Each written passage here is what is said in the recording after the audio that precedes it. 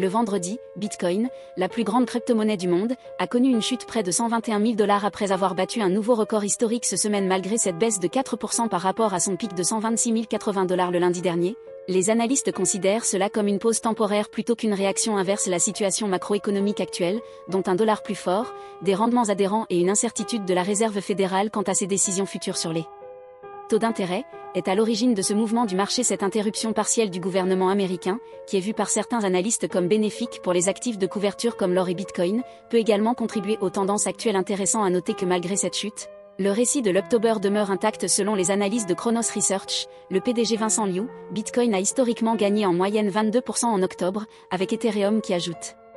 généralement environ 5%. Les données sur la chaîne sont un indice du marché, car elles montrent que les porteurs à long terme continuent de rassembler des informations, ce qui suggère une résilience dans le marché. Les analystes prédisent un mouvement bullish plus lent ce mois-ci, mais restent optimistes, en particulier s'il y a une impression douce de l'inflation ou un changement de cap doux de la Réserve fédérale. Pendant ce temps, le marché manque actuellement d'un titre dominant ou d'une narration claire, ce qui oblige les négociants à se concentrer sur des données économiques plus larges et les mises à jour de la politique pour des indications proches du marché crypto.